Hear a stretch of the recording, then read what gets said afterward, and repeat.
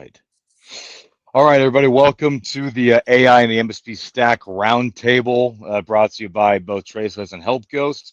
Our topic today is trust, compliance, and end-to-end authentication. Really excited to have everybody here today for this roundtable and this discussion. GM, I'm going to pass off to you to get us started. Yes, thanks, James. Good to be here. We both have a very heavy focus in the MSP space, so I think that that's hopefully where this call finds itself being useful. Juan, you've been a lovely volunteer to be our kind of industry expert, and I think what's different about AI because so Juan, also you're one of the few people I've met that's past 20 years in the space, right? So you and I have that in common together, right? I'm a unicorn, yes. Yeah. So what's different about this is that we have AI basically in two places in a major way. One is AI solutions and adoption being sold into MSPs in the industry at large. And then the other is MSPs adapting to selling AI into their customers, or how do they get into that place so that they adapt with the changing technical landscape, which was moving to the cloud. That was kind of cybersecurity. I think we did a good job as an industry kind of moving that way. Over at Matrix, where do you see the priority? Because also you have to keep your business running while changing the tires, right? Yep. So where are you guys finding the demand mostly, internally or externally? Both. I mean, I manage the operations and make sure that everything runs efficient inside of Matrix. Make sure that everybody's following the right process. And when it comes to AI and automation, that's going to really help us achieve that a lot quicker and make sure that the things that we have in place are following, don't have that human error. What we find ourselves is, as we implement these things inside of the company and we talk to our clients about the evolution of AI and how it's implemented, typically the question is, how are you guys doing it? How is Matrix doing this internally, and how can we replicate that into our clients? So the conversation always goes, reverts back to us and having those good practices in place. Once make sure I have good data hygiene. So now we have a play in there with our clients and be able to engage with some consulting work on data hygiene, make sure that it's secure, and make sure that people understand their processes. I mean, as far as if you have that, you have good information and understand your process, then you know where to wrap your automation in AI, regardless of which tool you're using, right? And it'll be then up to us, obviously, to make that expert advice to them, but we have to also meet with the client and where they at in their adoption of AI as well. So what you're saying is the fundamentals remain very true for AI, the success of AI adoption, right? Correct. And having clean data and make sure that it's you have good governance in there as well, right? So make sure that the data that you're going to access, it's secured. Clear example, when we saw Copilot come out, and the first thing is I can go into a chat and ask any question about the data that I'm hosting on my on SharePoint. Big red flags came out. I was like, okay, how secure are we into accessing that information? We might have an idea, because it was a lot harder for people to just click through and find information. But now we have this agent that is going to do it twice as fast and go ahead and do a deep down analysis of your data and your files. I mean, there's a high risk in there. So I think that's, when it came out, I feel like we have a slow adoption from our clients on doing that, is because you have to pause. And I think within the MSP space, we're seeing that quite a bit, pause before you actually go ahead and execute, because you have to be extremely careful. At least, I've seen people that I've talked to, and from our perspective, make sure that we do our due diligence. Yeah, it's interesting. And Matt, as a compliance expert, do you have any people who are trying to skip some fundamentals and kind of like focus only on AI? Like, so for example, you might be hounding somebody to make sure MFA is enabled on all the credentials and logins, but then they come to you and say, but what about AI, right? How do you Right. juggle kind of both of those things at the same time, potentially? Yeah, great question, Gene. And organizations typically approach me when they realize that they have some compliance requirements, but not really any operational muscle behind them. They might have a framework on paper, but nobody's really mapping those controls to the tooling, documented evidence workflows, or built any sort of automation to provide to close that gap between we have a policy and we can prove that we follow it. That's where I come in. And to Juan's point, that there was, as we all know, a very rapid uptick in AI adoption. But over and above the data security requirements, there are also data privacy requirements that need to be considered. The European Union, for example, with their General Data Protection Regulation, the GDPR, and domestically, California, Massachusetts, et cetera, they all also afford very specific privacy rights to the individuals whose data is being processed. And I think a lot of times organizations may have a tendency to, not maliciously, but just to look past those because they're not aware of those, right? That's where I come in. And some of the risks associated with that are being unable to comply with some of those requirements. Artificial intelligence is one aspect, but the machine learning that feeds the artificial intelligence is the other. And so if I have, as a California citizen, for example, resident, excuse me, have the right to request that an organization forgets everything that it knows about me, how do I instruct a machine learning algorithm to forget all of the inferences that it has made regarding me? It's in the same way that if I were to ask you, Gene, or you, Andrew, I want you to forget everything that you know about Matt Berther at Command Bridge. You can tell me that you've done that, but those inferences in your mind are still there. And that's the real sticking point, I think, with current AI adoption. That's interesting. And Jamie, in this space, you go ahead. Go ahead. Go ahead. I'll save that for a follow-up. Sure. And Jamie, in the space, are you guys seeing MSPs like slow the adoption of AI tooling? Because I kind of feel like all I hear about is AI tooling, right? Mm-hmm. And I know people are adopting it, but are people, do you think, giving it the right level of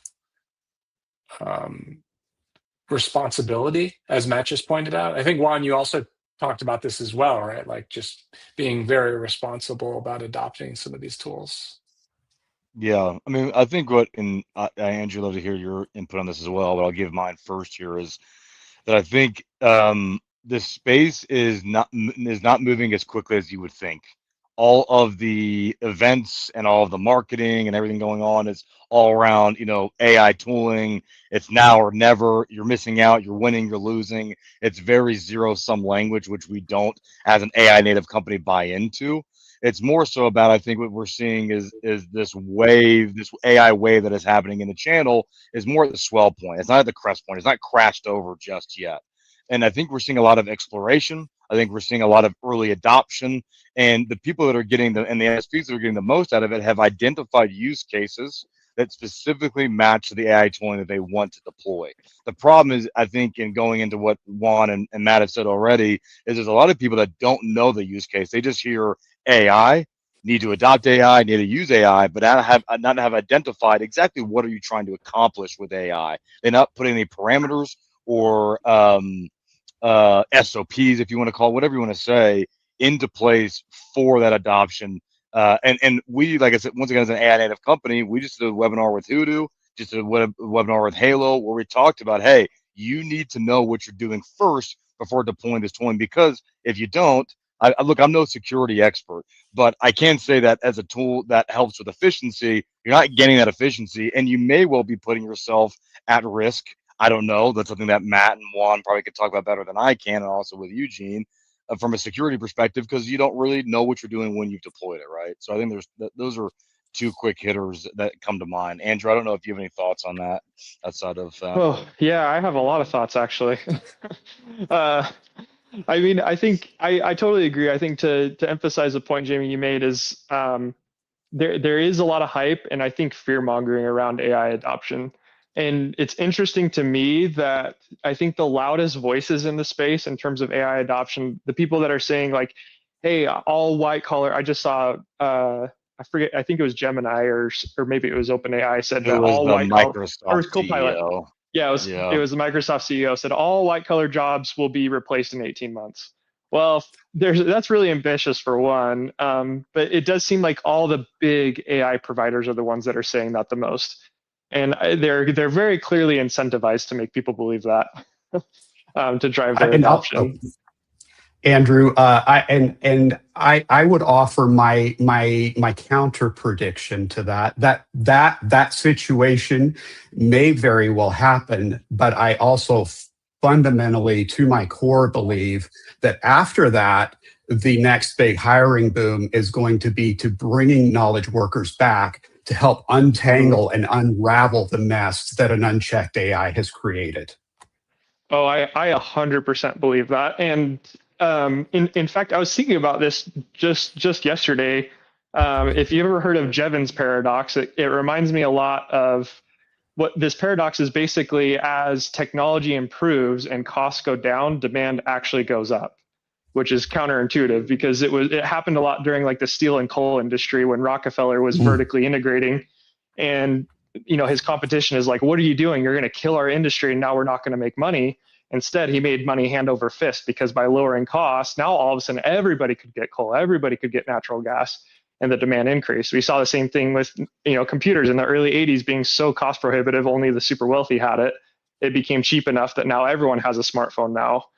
Even third world countries, everyone has a smartphone. Right. And so I think it's the same thing. Like you see it a lot with development of like, hey, AI can help make coding so much easier now. Writing the code is not the barrier anymore. I don't think that's going to reduce the demand for software. I think it's going to explode the demand for software, because now it becomes a lot more affordable. Like developers are still going to be expensive, but now one developer can do the work of 10.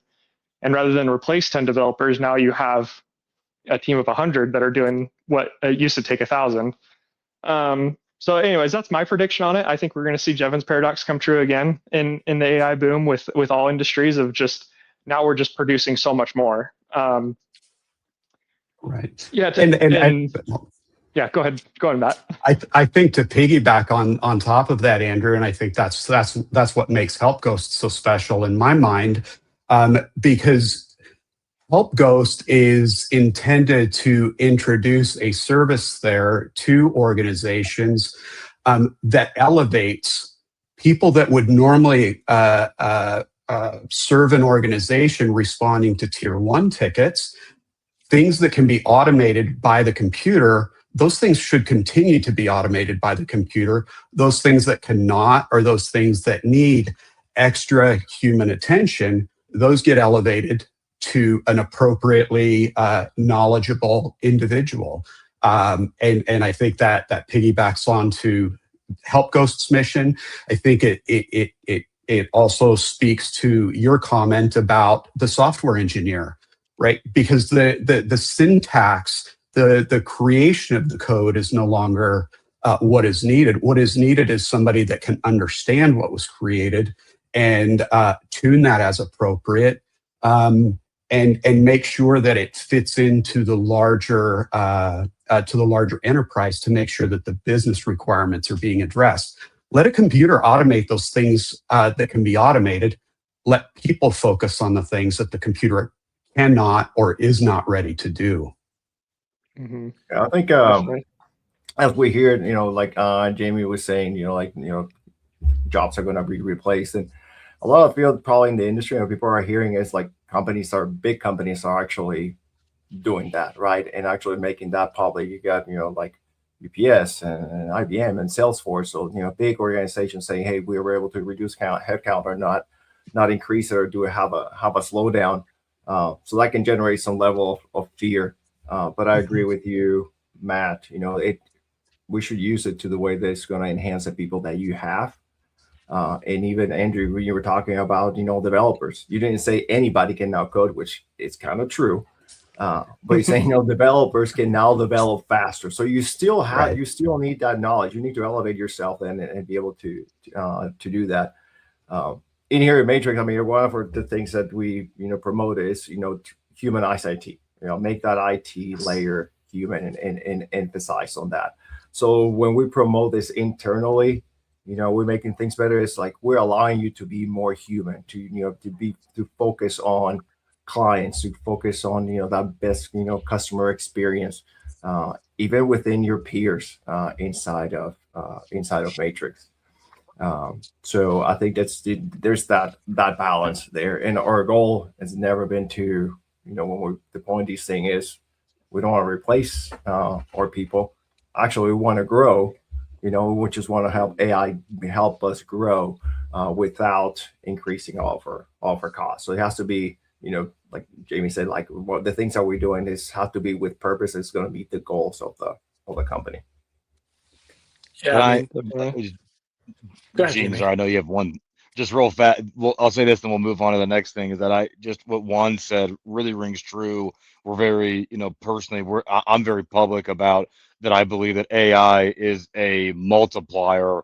It is not a replacement of human potential and humans. And look, it may replace roles. Maybe that role becomes insufficient, but that person can now be upskilled into a more higher value role that only benefits the company, but benefits that person, right? I know we're kind of getting a little bit off topic here, but I think that just needs to be stated. Like before we go on, I think everybody on this call is looking at AI adoption the right way. Now to the point of the call, it's like, okay, well, how do we implement that safely to benefit the people, to liberate them, not replace them, and to go into this Orwellian future that I don't think anybody wants or desires. So yeah. Yeah, I think Juan, I know you can opine to this, but I don't think anyone's really, at least I've never heard or continue to not hear about people complaining about not having to go on site to replace tapes in a multi-auto loader backup machine, right? Yeah. So it's like, that thing sucked when it was great. And the idea that it's like, oh, you could put it to disk and then you could just, the internet's faster. No one really complains about that, right? Because it's better and it's better for everybody. That's a little tangent on the way I see what Jamie just said. But one, where do you see, because I feel like in the MSP space specifically, there's a lot of, like tier one's going away. But I kind of feel like with a people first environment, like I don't think a lot of people really liked when they spoke to an auto attendant call tree, right? And if you're just giving that like robot more capabilities, is the experience going to get better? I tend to think it won't. Maybe, someone's AI will be phenomenal at service, but how do you guys look at that over there at Matrix?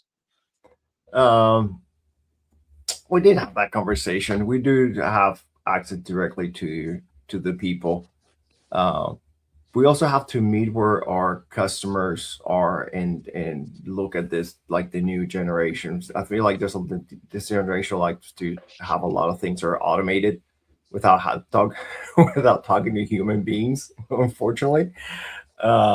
So I think it's a hard time creating that balance. Like, do we bring something that is going to really, allow our clients to self-serve without interacting with a person, or have the ability to just to go to them directly, even with different roles. So we have our client advocates, and that's really what they are. They're looking out for the clients in here.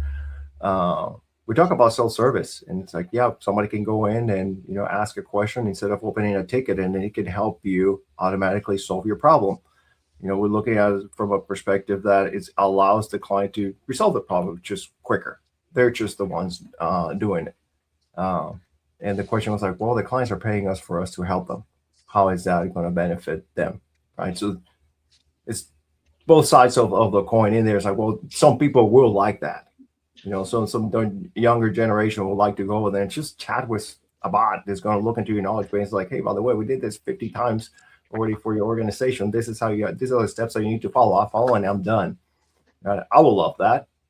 But now maybe the CFO of an organization would like to chat out. I just want to talk to somebody. So there has to be that balance. And I don't think we figure out where that is and how do we deliver that to them. Yeah, it's interesting. Have you in your circles and dialogue with peers, have you ever like heard somebody speak to a correlation of customer satisfaction in a positive way correlated to a higher agreement gross profitability in an MSP? Meaning like, look, if you don't have to contact us, and when you do, it's super fast, you're very happy, right? And that makes us more profitable. Like, have you ever heard of anyone talk about that? I've never heard it studied, but for me, it kind of makes sense. It does, and we have. I have talked to other peers where they managed to have that conversation between us, and also presenting that to their clients. Like, I am going to provide you with something that you can do for yourself and not involving our team. So it's less cost internal for us, but we have the data, right? So we're just leveraging information that we have and providing that back to the client. We have, if you think about it, if you have a long relationship with the client, this is that kind of things that Jamie and Andrew, you're leveraging is you have that information inside the PSA. You have tons of resolutions in knowledge base, and you just taking that information and just putting out the fingertips of the client. So it is faster service, faster response, not 100% self-service because there's variations of tickets and needs. But I think we have the upper hand in there as MSPs because we do have that data. And it also creates that stickiness too, right? So as we deal with clients, and obviously you're always renegotiating those contracts, there's always competition, right? So Yeah. where different MSP going to come? They're going to have to start from scratch, right? Gathering all that information again. So I think it's it could be just a good conversation to have. It's something that it can definitely help MSPs just continue to serve better. Always keeping that quality, right? Because you screw it up once, client's going to be gone. They don't care. Yeah, stakes are always high, right? Someone we were talking about it, and they were like, "Oh, what if AI takes MSPs?" And I'm like, "Well, printers didn't take us. I mean, like, printers are not fun to fix, but people seem to be happy to not deal with it." And Andrew, in your thoughts around it, do you see a world where a customer might look at a large language model company like Anthropic to kind of make a jump? Like, do you feel like just because the tooling is good, like I'll give you an example. Someone said, hey, the co-working system that Claude put out for legal is as good as Harvey, right? Which is a massively successful legal specific company, right? But they came out with an IT guy, right? IT guy by Claude. Do you think that that consumers, like MSP customers, would feel still comfortable to be like, okay, I'm just going to go to a large language model? Yeah, that's a great question. I mean, there's a few ways to frame that, and I think, like, in terms of the security aspect, like, I think there's a whole conversation there to be had on how well you can trust Claude. Like, I think Claude is a great service, and they do have a pretty trustworthy system that you can set up good security measures with. But when you hand over a whole operation like that, I think what comes to mind to me, and why I think there will always be people or solutions like HelpGhost and ChatGPT and Claude will never will never usurp that is because it's the same reason why you still need MSPs and they'll never go away, is because at its core, it's a service. And with Claude and ChatGPT, you get software. So with HelpGhost, we're offering software and a service. And I think an example where that comes to is, Juan, you can tell me if I'm wrong, but I'm pretty sure if it's like 4:30 on a Friday and you have dinner plans with your family, like if you have something that comes up and your AI tech through Claude is having issues, you're going to be the one solving that, and you're going to be pretty pissed about it, would be my guess. Versus being able to pick up the phone and be like, hey, HelpGhost, it's screwing up. I need your help. Like, we're going to be there to help you. Versus Claude is going to be like, yep, submit a ticket and we'll get to you in 3 to 5 business days, right? Because that's just, they're a software product. They're not a service. And so that's why I think, again, it's the exact same model, just shifted. We're supporting MSPs and offering a service for them. Yeah. Yeah. Go ahead, Matt. Go. I was just going to piggyback off of Andrew's comments in that, yes, Claude provides that software, but I think where a system like Claude can really fall down is in the identity layer. Frankly, that's the foundational control for any sort of security or compliance framework. NIST, SOC, HITRUST, HIPAA, they all start with who are you and are you authorized? And if you can't answer that question reliably in every interaction, nothing else beyond that matters. The shift that I see and have been seeing is that identity verification used to be more of a perimeter concern. You got to badge into the building, you got to log into the VPN, but we need to start validating identity and verifying identity at the interaction level. Every ticket, every approval, every sensitive request. And for organizations like yours, Juan, I think the stakes are amplified because your organization holds the keys to dozens or hundreds of client environments. And so, a single compromise help desk doesn't affect necessarily one organization. It cascades through. And I don't want to call any particular organization out on this, but I'm sure we have all heard of situations where attackers don't hack anything, right? They ask for a password reset, and because there wasn't a verification process that enforced that password reset policy, we let them right in. And so from a government governance standpoint, I tend to tell my clients that the identity verification process is really only as strong as its weakest enforcement point. You can have the best IAM, but if a technician can bypass it, or if a customer can bypass it with a phone call, the entire security program has that single point of failure right at the human layer. So I just wanted to echo or piggyback off of Andrew's comments with that. Yeah, definitely. I'm interested in both you and Andrew's thoughts on that. Oh yeah, earlier you mentioned still the human element is still the weakest one in this process, and definitely it has with any procedure inside of your help desk. And you just mentioned password reset, classic example. Somebody wants bad actor wants to makes a request to reset a password for somebody else, right? There has to be a process of verifying that identity. As we look at now automating that process, right? Like, how do you intercept that? Trying to still that human in the loop, but if you really want to automate it, what are the components of verifying that identity in order to really execute it successfully with minimal risk?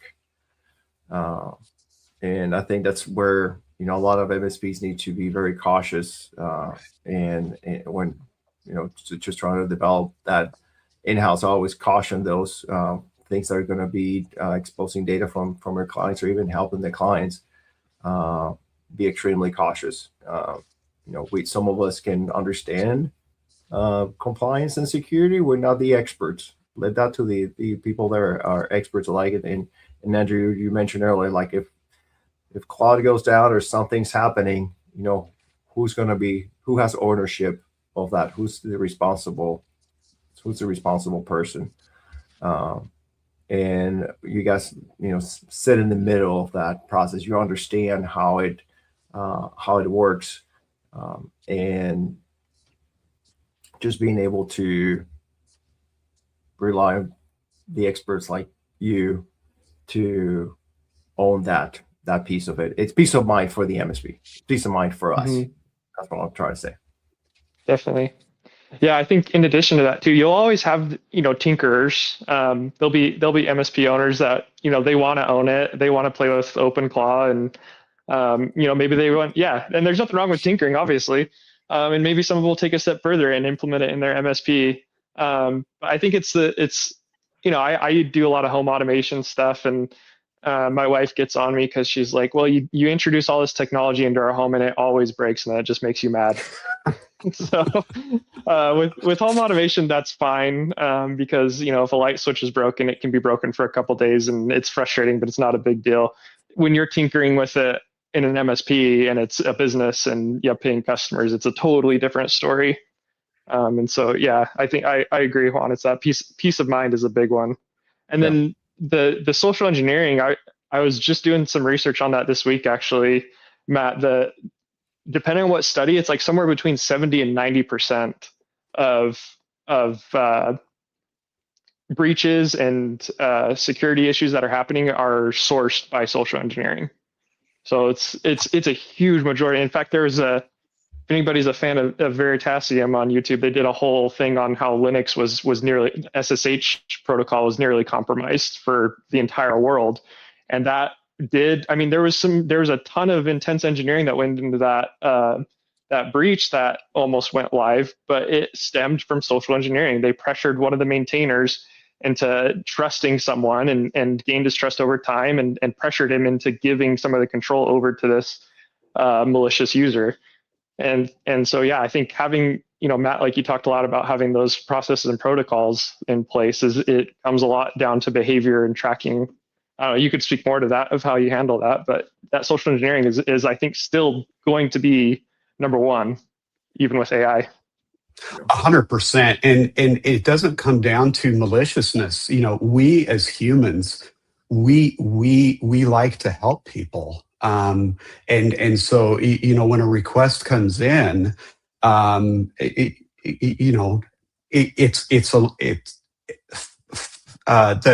human condition lets us trust. In today's world, I think we're in a much different place, because we need to trust, but we also need to verify. As you said, it's everything I've seen as well. The successful attacks aren't, multifaceted system attacks. It results through, a single compromised email server, email account, a password reset, simple things like that really just stem from somebody trying to be helpful.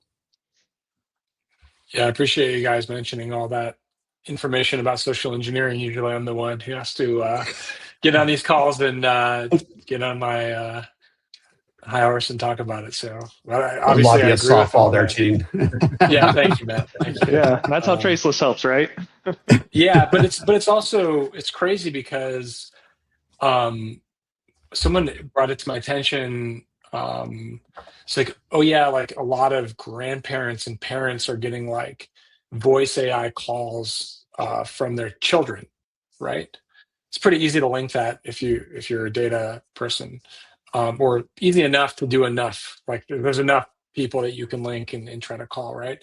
I think it's just a telltale sign of what we're to expect in the business world. Compliance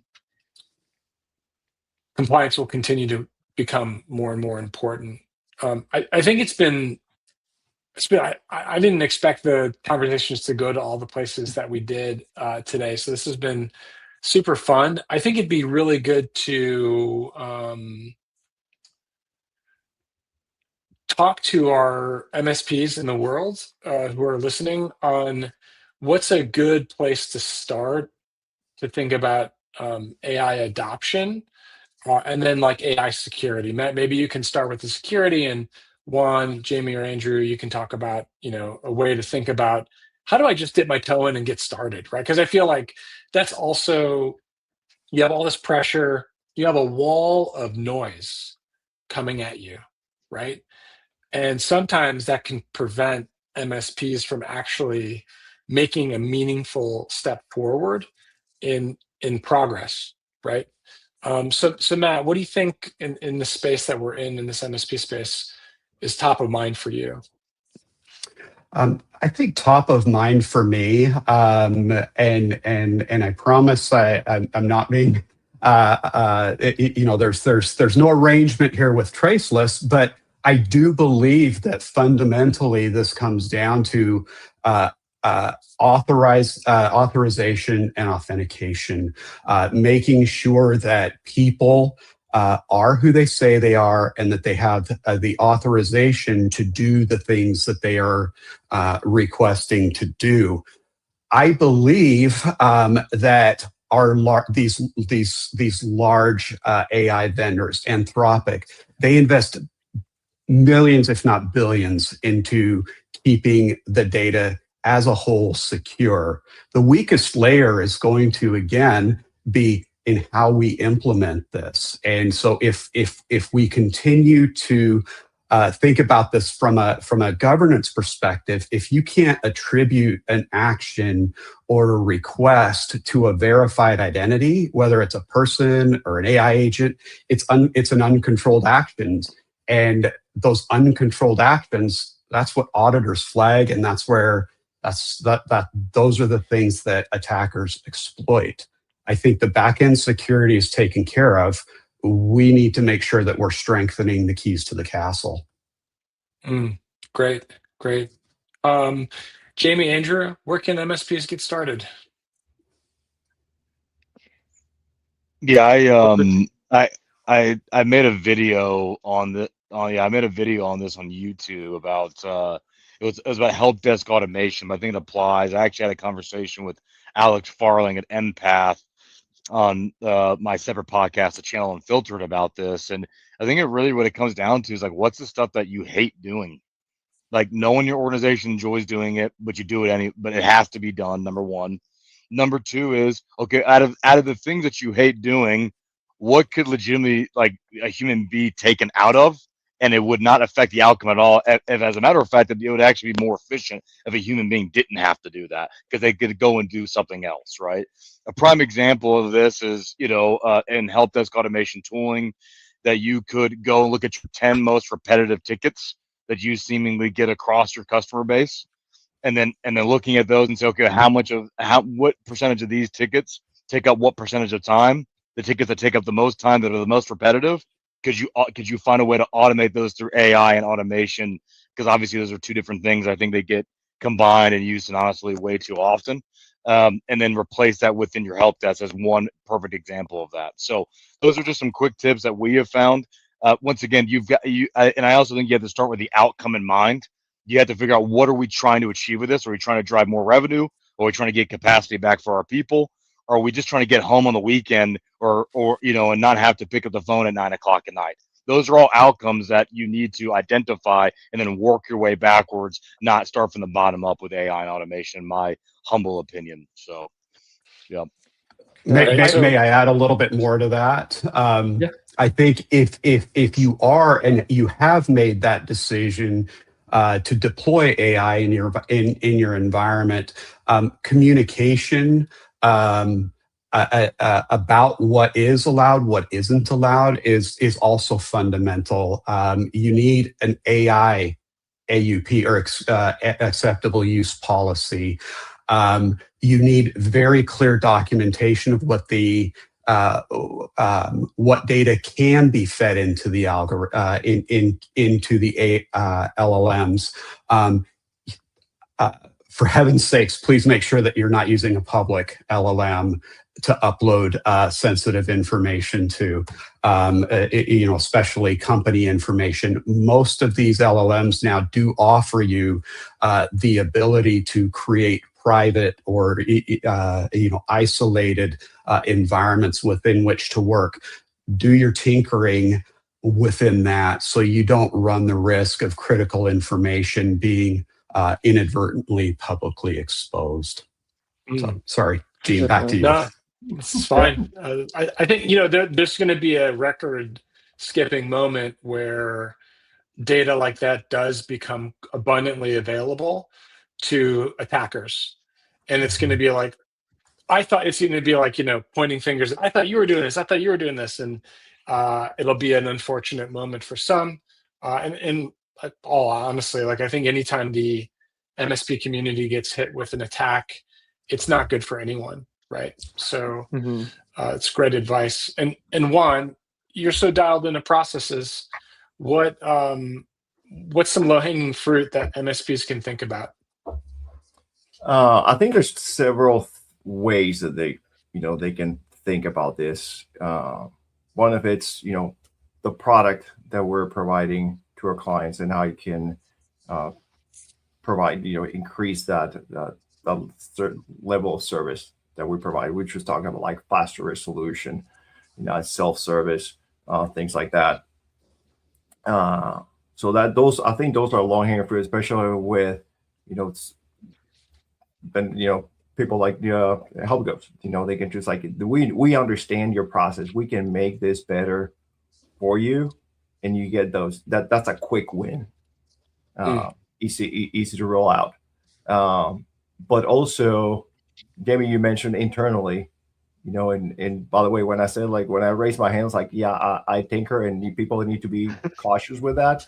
I'm not discouraging anybody to do that, because internally we have looked at what are those internal tasks, because it's not just help desk, not the product. It's there's several layers. I mean, you finance, sales. What are those internal tasks that you just don't want to do, or you just hate doing? Look at your process. Look at where's your bottleneck, and the bottleneck is not necessarily because it's a huge input, and then you have one person, and it's like, I just don't want to do that. I just do it once a week because I just hate it, right? If we can automate that and now be able to do that every single day, then your flow of information on your cash flow increases. So I think if you look into that, it's going to be a great way. Now, and I'm going to just give you an example. So we built automation inside of our system to automatically resolve some of the tickets. We get information a lot of times, like the auto resolve, right? So we don't need dispatch to actually review the ticket, put a note like, oh, this is ready to close, and then just close it. So we automated all of that, and we saw an increase. We ran the report for the last 6 months. For last year, we saw an increase on the number of tickets we are able to resolve by automations, just resolve them. However, there was no decrease from the dispatcher on the number of tickets that they're closing. So we're almost taking it to the finish line, and then we have somebody in there, some gatekeeper, we can just call it human in the loop for now, right? But we have not reduce the amount of things that person has to do, but she still has to do that job. So now next step is like, okay, how can we take this information just automatically closer? What are the things that person is looking into these items in order to take it to the finish line, right? So those are, just make sure that you evaluate your whole flow of information, your whole flow of process, and understand it. And back to what we've been preaching, it's just, develop with a purpose and start with a diagram. Great. So technically you're saying we're going to automate the 2-step ticket review close process with AI. Correct. AI, right? Yeah. And this is one of the where, as we look at it, there has to be some level of AI, because there's a decision making process that we need to train a system in order to be able to execute. It's not your traditional automation that you just if then evaluate and then next action. I mean, there's some logic in there that needs to take place, and that's where we're putting that into place. And that's where we come in internally as MSPs and trying to use all these other tools, right? Because we understand our process and now we can tailor that. So when I talk about tinkering, yeah, internally we can do that in our control environment and be able to automate those. With all the other solutions that you're providing to your clients, leave that to the please leave that to the experts. They'll support it for you, and then make sure that is secure. Great. Another thought, Gene, to your question of advice. It's interesting to me how many problems just come back to basics, and to me, like, one of the basics is just you can't do everything, and you can't be aware of everything. It's the whole reason that, like, as HelpGhost, we work with Matt and we're working with Gene is because we don't have the headspace to be experts in authentication. We don't have the headspace to be expert on all the security practices that need to happen. And what comes to mind is I never want to be the smartest person in the room. And so if you surround yourself with smart people that can help you out when you're stuck, then all that noise starts to go away, because now it's not a problem of you trying to tackle every single problem that an MSP has to handle. You have someone who is your security expert. You have someone who's your AI expert. You have someone who does this and that, right? And so, yeah, I think it's no different with AI adoption than any other problem you have to deal with. You just need someone that you can trust to help you cut through the noise. Wonderful. And I want to echo something that caught my attention. I got a note here that Matt, you were talking about, is that acceptable use policy for AI. If you put it in place, make sure there's more than a piece of paper. Make sure that you got specific controls on how you give this to your employees to make sure that it follows that acceptable use policy. Otherwise, it's just useless. Otherwise, it's just a piece of paper. Exactly. Yeah. Awesome. Just another thing on the digital signage. We're coming up on time, so we're going to start wrapping up here. I want to thank everybody for jumping on. Juan, for you you're running an MSP, so the fact that you had any time at all to come and do this is pretty phenomenal. So I appreciate the time, and Matt, everything that you do, and obviously Gene, of course, and then Andrew doesn't do anything, so this wasn't a big deal for him. But really happy and hopefully in the same room as Gene. Won't we all? The old razzle dazzle Gene's got. But really appreciate you guys making the time, and hopefully everyone that listened, got some value out of it. Real fast, if anybody, I do think it's important that this conversation continues offline. So if everybody wants to mention where people can find them and reach out to them, Matt, let's start with you. We'll go Juan, Gene, and then we'll end with Andrew and I. You can find me at Matt Berther on LinkedIn, as well as the Command Bridge on LinkedIn. I feel pretty strongly about other social media, so that is the only place you can find me. Juan, where people couldn't they reach out to you? On Mac, just LinkedIn. I love to connect with people. I love building network, connecting with smart people, like you guys and all the leaders in the MSP world.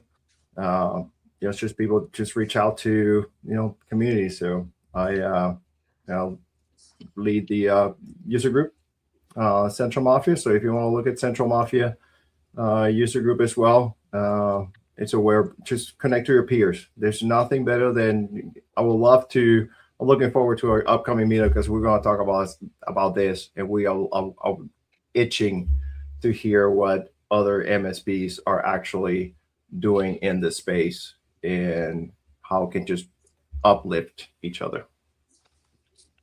Great. Heck yeah. For me, you guys can find us at traceless.com. Easy to find on LinkedIn as well. Yeah. You can find me at Jamie Kane on LinkedIn, HelpGhost.io. Yeah, that's about it. If you find me other places, that's fine too. But those are the two preferred locations. Perfect. Andrew. Thanks, everyone. Yeah, thanks, guys. Yeah. I'm also on LinkedIn, So you, but yeah. you can find Andrew on LinkedIn too. So, all right. Appreciate y'all. Yeah. We'll talk to you guys soon. Thanks, guys.